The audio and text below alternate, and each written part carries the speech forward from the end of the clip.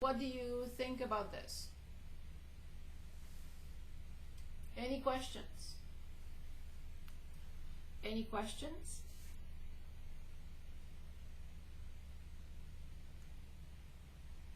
No questions for me? Brandon, go ahead. Please unmute yourselves if you have questions, please. I was going to ask, is I guess the homework going to reflect changing between these different, I guess, the identities, or whatever they're actually labeled, proportionate, linear, and Yes, yes. Your written homework will. Your Pearson homework will, of course.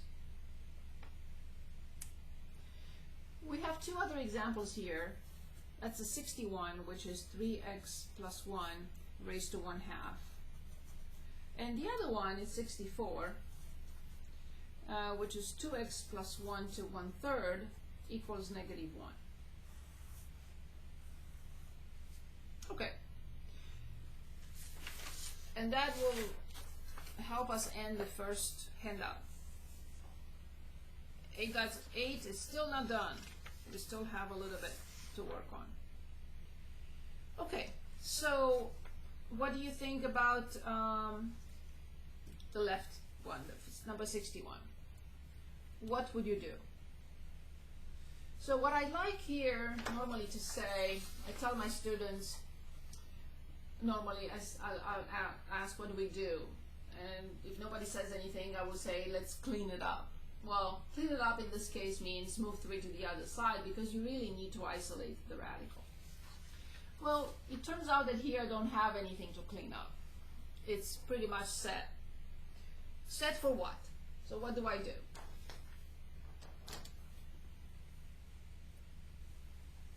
Square both sides. Of course. Again, why don't I take to the 3rd power? And how do I know that this 1/2 has to be squared? Because remember, x to 1/2 is the same with the square root of x. So rational exponents, exponents that are fractions, turn into radicals, and vice versa. Radicals turn into expressions that have a rational or a fractional exponent. So in general, the nth root of a to the mth power, my m has 3 bubbles and my n has 2 bubbles if you want, is the same with a, the power divided by the index. The index is always the denominator. So any radical expression can be changed into an exponential notation. Any exponential notation that has a fractional exponent goes back, or it's represented, or it's similar equivalent to a radical. And the denominator is always the index of the radical. So that's why 1/2 is nothing else but the square root. So we have to apply the same method by squaring both sides. Good. Can anyone give us the left-hand side? Sorry. Can anyone give us the left-hand side?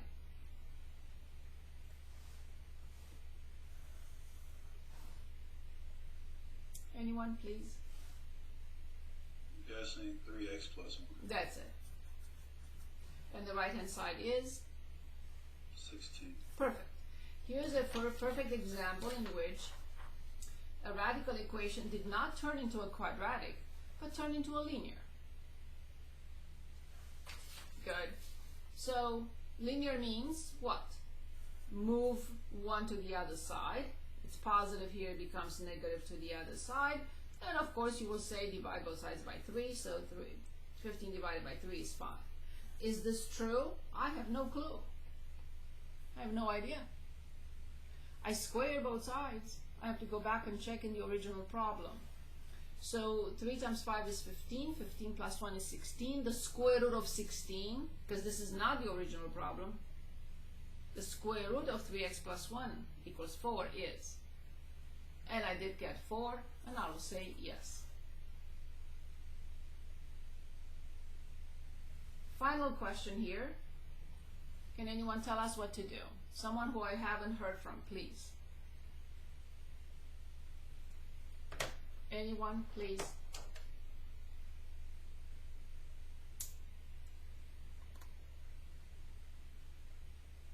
Cube both sides.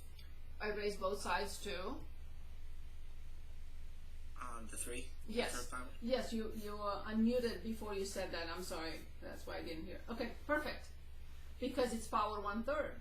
Power 1/3 is the cube root. Indeed. That's why we cube both sides. Can anyone give us the left hand side and the right hand side?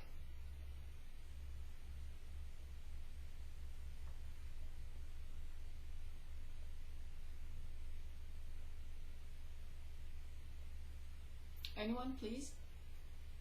2x plus 1 Okay. equals -1. Good. I move 1 to the other side because it's linear, and I get a equals -1. Here is a fun fact. This will always work. How come? Because we raise both sides to an odd power. And you can say, well, what do I have to check? To be on the safe side, we should, but this will always work because we raised both sides. Of course, it has to be to the same power, but it's an odd power. So, -2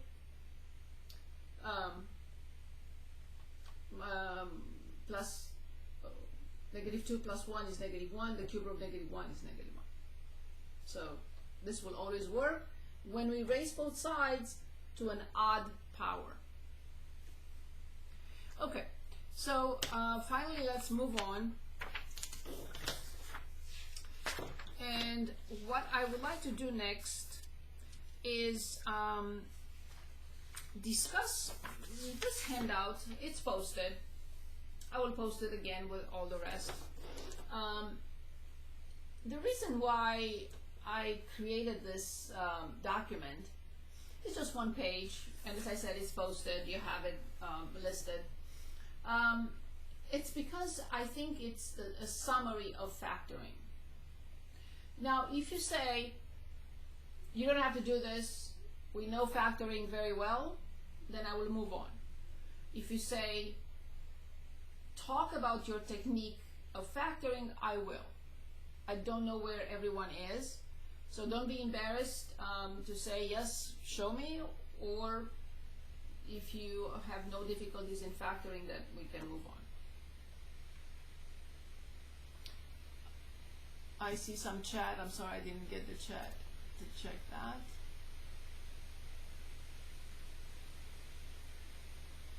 Okay, so anyone would like to tell us, do we go through this and some examples or not?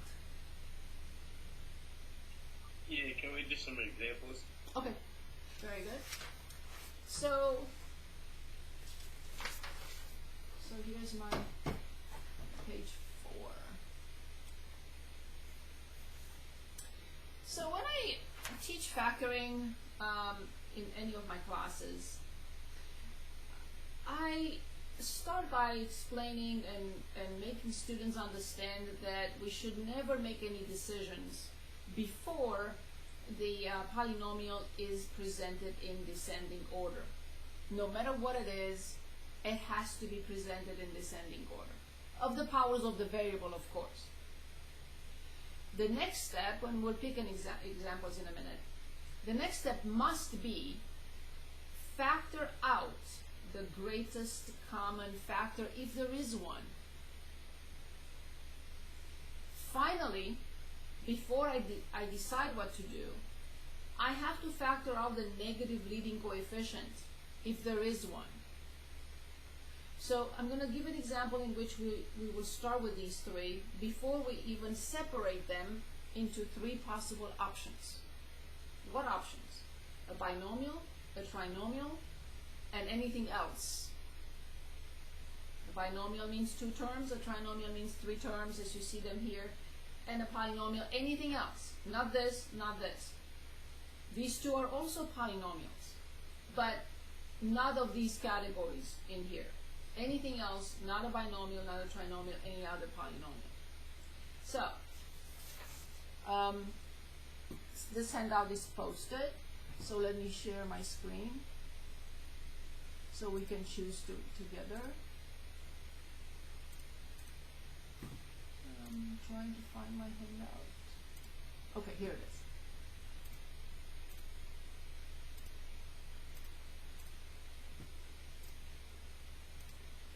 So this handout is also posted, and I'm going to choose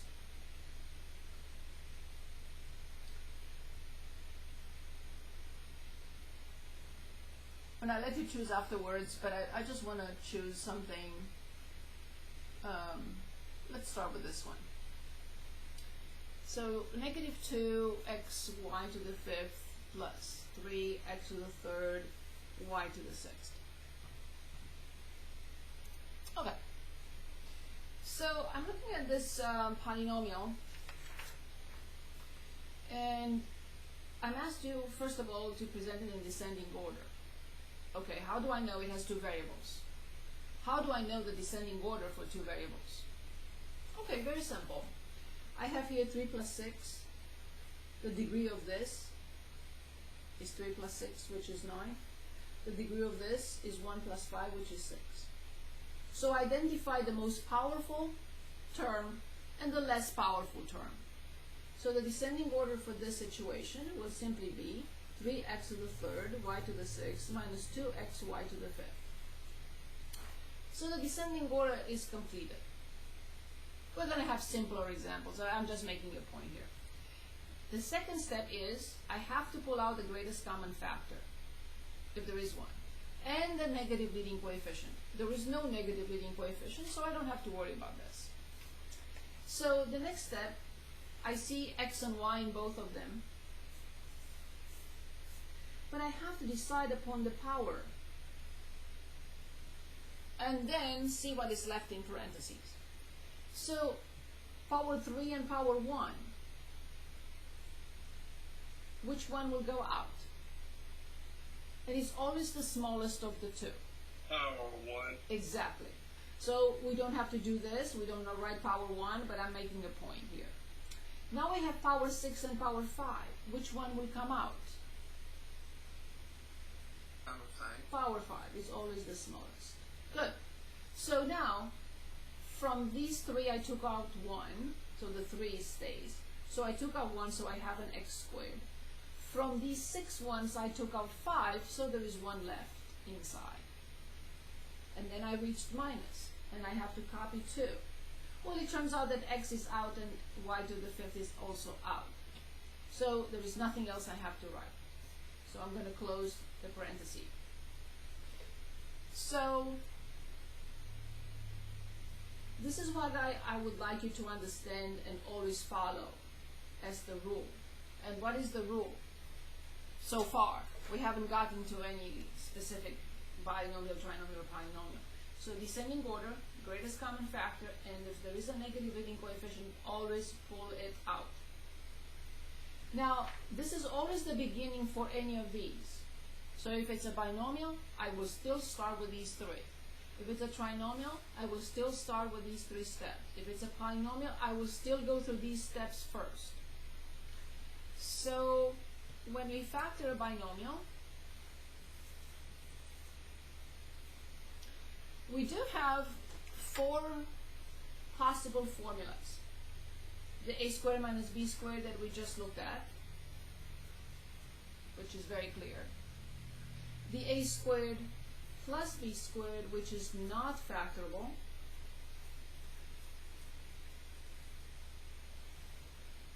It's a sum of 2 squares, not factorable.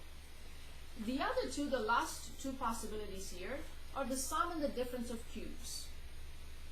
So a cubed plus b cubed, or minus b cubed. Those factor into a binomial and a trinomial. Anyone remembers any of this? It's okay if you say we don't, or I don't.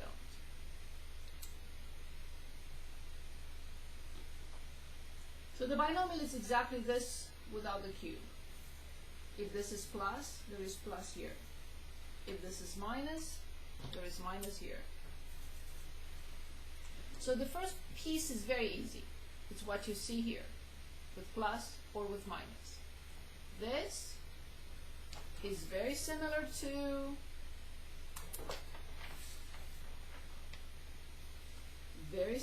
this without the 2.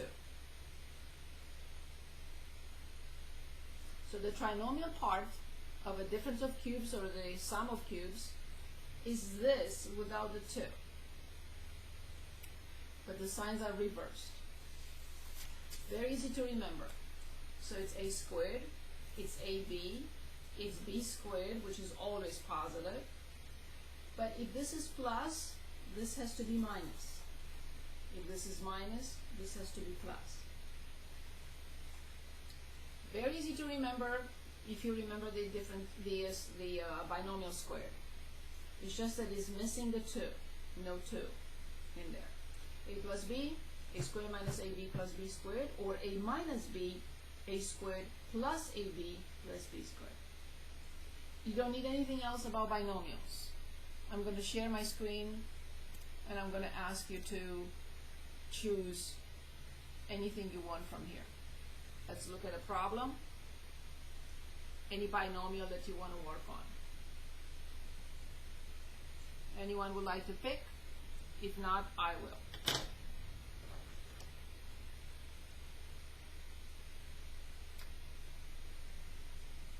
Anyone? I suppose the first one. Okay, so you want the 4z minus 25. Perfect. 4z squared, sorry, of course. Okay. Quickly, I go through my steps. Is it in descending order? Yes. Does it have a greatest common factor? No. Does it have a negative coefficient? No. Now, I have to identify the type of polynomial. Is it a binomial? Is it a trinomial? Or is it a polynomial? Which one is it? Binomial. Exactly. Of course, we haven't discussed anything else yet. Thank you. Good. So now, if it's a binomial, I have to go through these possibilities. The difference of squares, the sum of squares, the difference of cubes, the sum of cubes. I have to choose. Sometimes more than one works, but in this case it doesn't. Which one do I pick? Difference of squares, sum of cubes, or difference of cubes? Difference of squares. Thank you very much. Once you said difference of squares, I prepare the difference of squares. And what are they?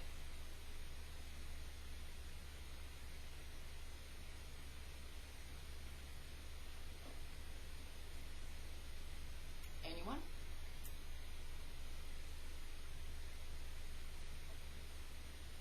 It's 4z squared minus 25. What is it?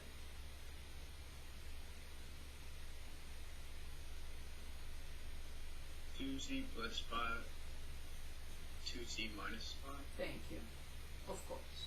That's it. Do we have another example with binomials? Or we move on?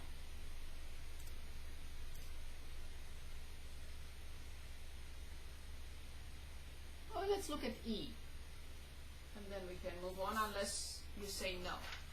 Anyone? Is E okay? Sure. Yeah. Okay. So we have 1 over 27 minus x cubed.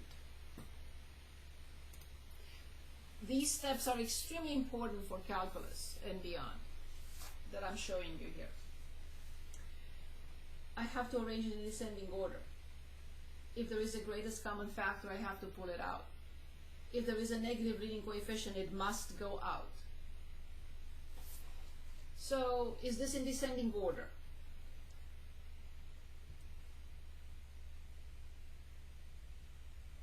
No. No. So you will write negative x cubed plus 1 over 27. Does it have a greatest common factor? The two terms have anything in common? No. But there is a negative leading coefficient. I have to pull it out. What is left in parentheses?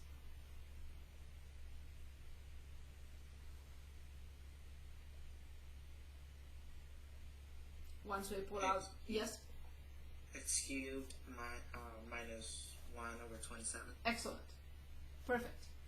Now I identified, of course, it's a binomial, but I have to decide. Difference of squares, sum of squares, difference of cubes, sum of cubes. Which one? Don't say anything, I need